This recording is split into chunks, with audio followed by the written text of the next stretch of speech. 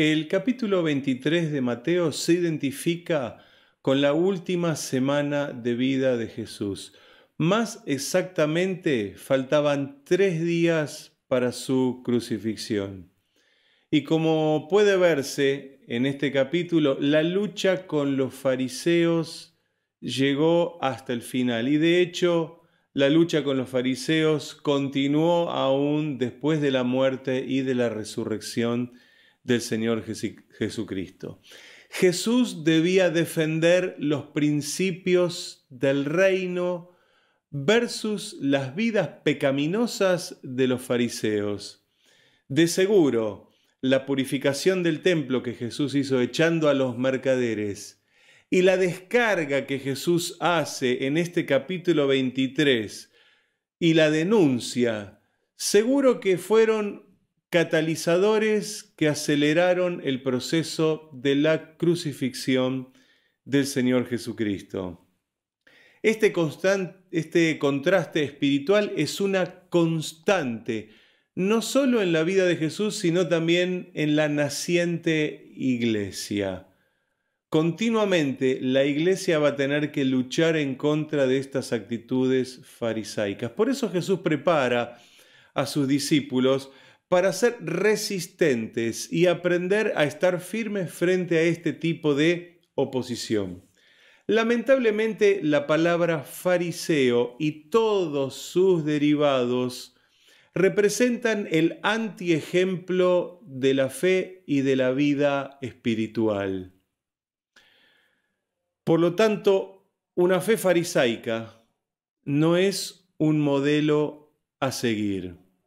Por el contrario, es un modelo para desechar, para que ninguno de nosotros pueda caer en los errores en los cuales habían caído estos hombres. Ya hemos compartido en mensajes anteriores acerca de la fe farisaica, pero consideré oportuno en este capítulo 23 volver a citar algunas de las fallas de la fe de los fariseos. ¿Para qué? Para que nosotros podamos aprender y que no se repita en nuestras vidas. En el versículo 4 de Mateo 23 leemos de la siguiente manera: porque atan cargas pesadas y difíciles de llevar y las ponen sobre los hombros de los hombres, pero ellos ni con un dedo quieren moverlas. ¿Qué les muestra Jesús a los fariseos? ¿Qué falla les muestra en este versículo específico? Bueno, la falla era esta. Primero, eran legalistas a la hora de aplicar las leyes en otras personas, pero eran laxos a la hora de aplicarlas a sí mismos.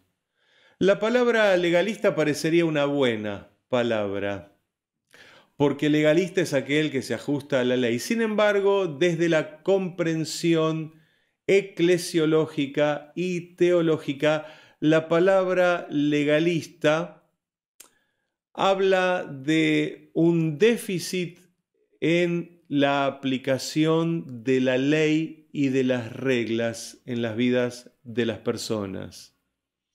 Un ejemplo clásico que encontramos de aplicación actual se encuentra relacionado a una de las enseñanzas del apóstol Pablo sobre el uso del cabello. Eso se encuentra en 1 Corintios capítulo 11, versículos 14 y 15, que dice de la siguiente manera. Sígame en esta lectura y vamos a aprender tal vez algo nuevo.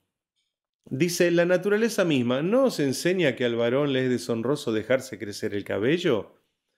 Por el contrario, a la mujer dejarse crecer el cabello le es honroso, porque en lugar de velo le es dado el cabello. Tenemos que entender que cada carta del Nuevo Testamento fue dirigida a personas específicas con necesidades que estaban en el mismo momento. Y que no todas las enseñanzas o las sugerencias son de aplicación universal. Pero el legalista, ¿qué hace? Toma cualquier ley, enseñanza o sugerencia para aplicarla de manera estricta. Por lo tanto, de este pasaje emanan dos reglas humanas legalistas. Ya que Pablo dice que el pelo largo es indecente en el varón, entonces, aplicado de una manera legalista, se entiende que dejarse barba y bigote también sería algo malo y deshonroso.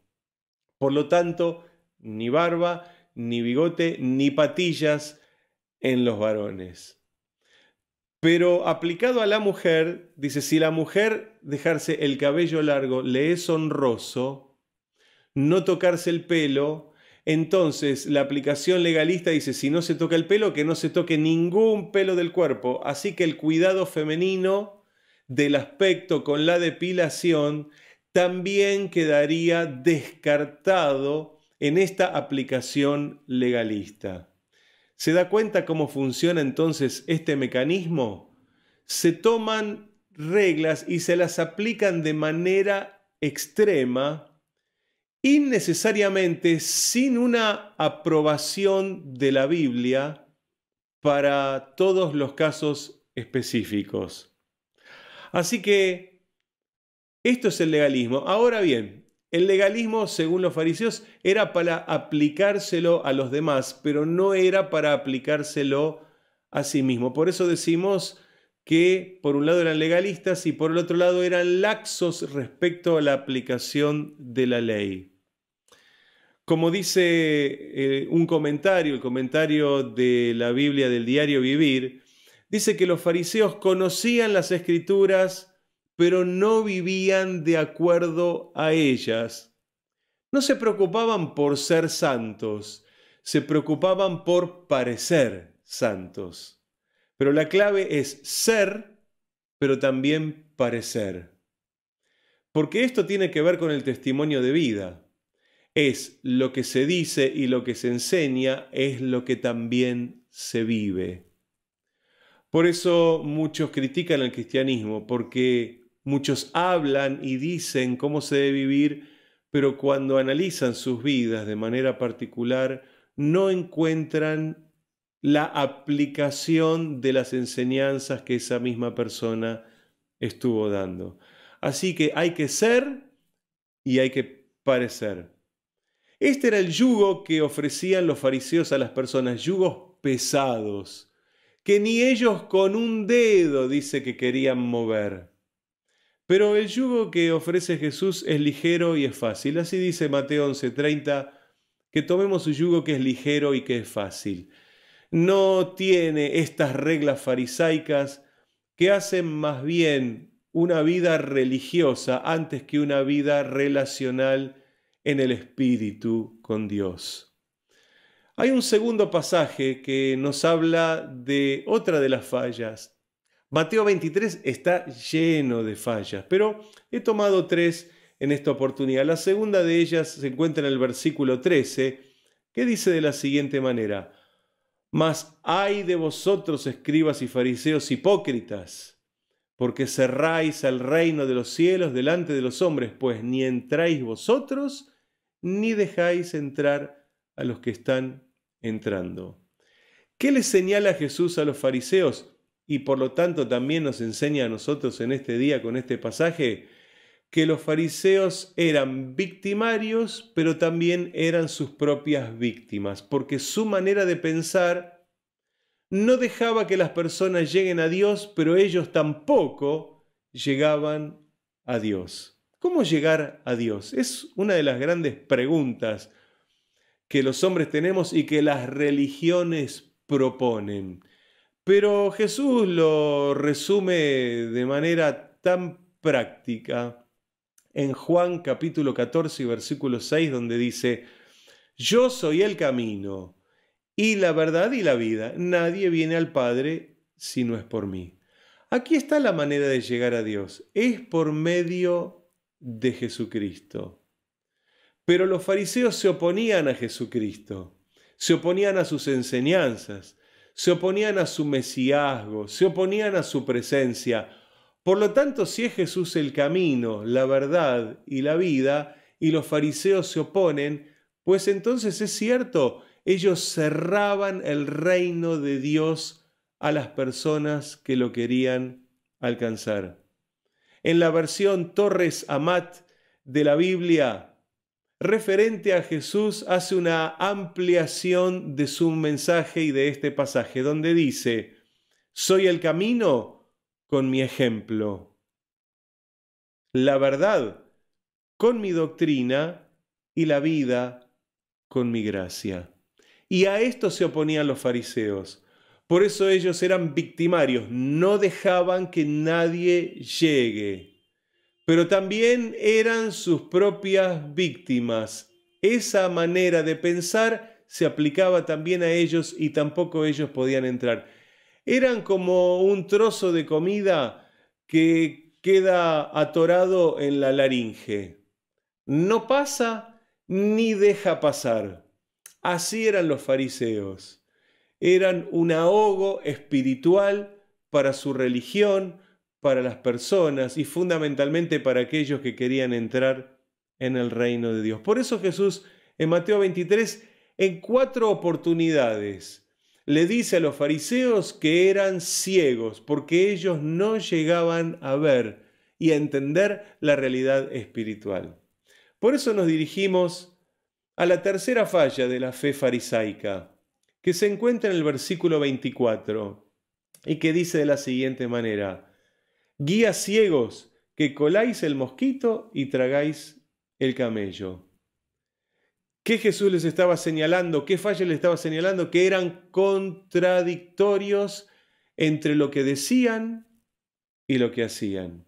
Según el libro de Levítico, capítulo 11, tanto el camello como el mosquito eran animales inmundos. Ninguno de los dos se podían compartir, pero Jesús usa irónicamente estos animales inmundos para mostrarles a los fariseos el error que estaban cometiendo, o uno de los errores que estaban cometiendo. Pero lo otro curioso de esta enseñanza es que el filtro farisaico o el colador farisaico funcionaba exactamente al revés de cómo debe funcionar un colador. Seguro que usted tiene un colador en su casa, probablemente lo tenga en la cocina, entre los útiles que se usan a la hora de cocinar. Puede ser un colador, puede ser un filtro, puede ser un tamiz. ¿Y cómo funciona? Retiene las partículas grandes y deja pasar las partículas pequeñas. O, de manera más extrema, retiene las partículas para dejar pasar un fluido que puede ser un líquido o que podría ser una sustancia en polvo. La idea es que el filtro del tamiz retenga las partes más gruesas y más grandes y deje pasar las otras. Pero en el tamiz farisaico funcionaba al revés. Las cosas pequeñas eran las que quedaban retenidas y las cosas grandes pasaban de largo. Por eso Jesús les dice: coláis el mosquito. El mosquito quedaba retenido porque ellos se basaban en pequeños detalles insignificantes como un mosquito, y los grandes detalles de la fe se les pasaban por alto. Paradójicamente les estaba sucediendo esto. Un ejemplo tal vez que podemos citar lo daba un rabino llamado Eliezer, que decía: quien en día sábado mata un piojo es como si matase un camello. ¿Qué quiere decir esta frase? Que los detalles insignificantes eran muy importantes para los fariseos. Ellos se preocupaban por cosas pequeñas, pero dejaban pasar lo más importante de la fe: la misericordia, el amor, el perdón. Esas cosas para los fariseos no tenían validez, pero tenían mucha validez las pequeñas cositas que las personas debían o no debían hacer. Y esto pasa muy a menudo. A lo largo de estos 35 años que desarrollamos ya junto a mi esposa el ministerio del servicio cristiano, hemos visto tantas veces representado este mismo ejemplo. Cuando se le prestan atención a pequeñas cosas: qué se puede comer, qué no se puede comer, qué se puede tomar, qué no se puede tomar, a dónde se puede ir o a dónde no se puede ir. Sin embargo, frente a pecados que vamos a llamarlos groseros por el impacto que tienen, a veces no se hace nada y dicen: aquí no pasó nada, de esto no se habla. Esta es una actitud absolutamente farisaica, la de prestarle atención a los pequeños detalles y juzgar a las personas por pequeñas cosas que hacen, pero dejar de ver los grandes problemas y las grandes situaciones que realmente hacen a la verdadera fe. Jesús cita varios ejemplos de lo que es colar el mosquito y tragar el camello. Por ejemplo, dice de los fariseos que le robaban las casas a las viudas, a mujeres indefensas, con sus familias, con sus hijos. Como ya no estaba el hombre para protegerla, les robaban las casas a las viudas, pero por pretexto hacían largas oraciones, tal vez para calmar sus conciencias corruptas.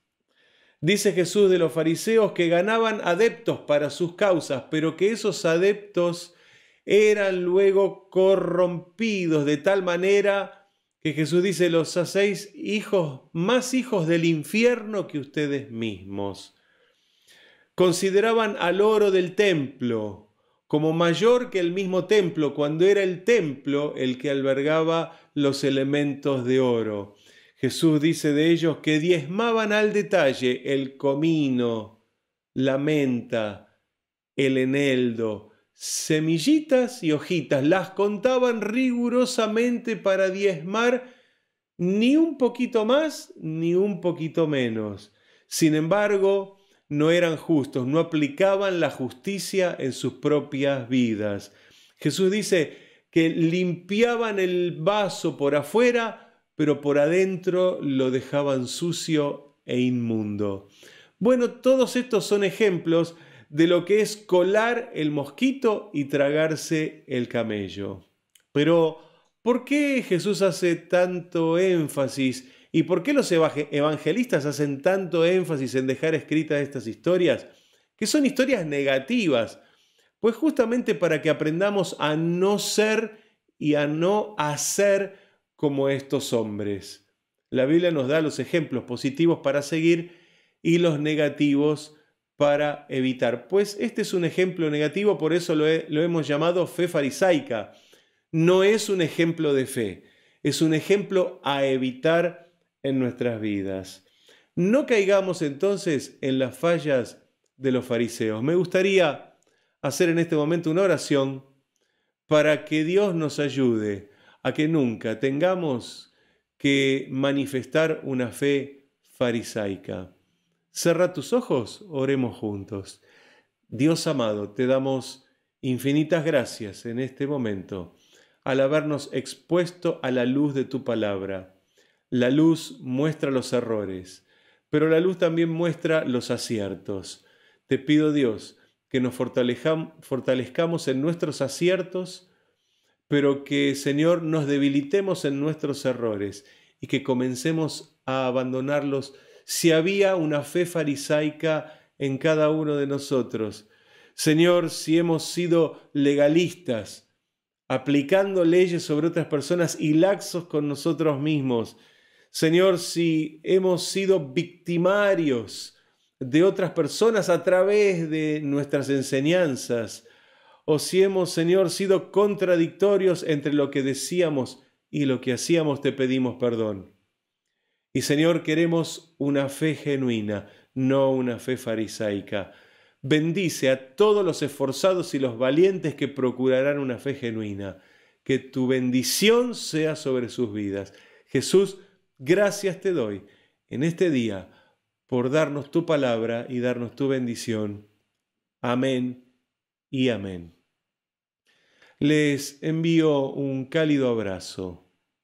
Les deseo la mejor de la fe que puedan lograr en sus vidas. Procúrenla, esfuércense. Dejen la fe farisaica, si es que la estaban viviendo, y adquieran la fe en Jesucristo. Que Dios les bendiga.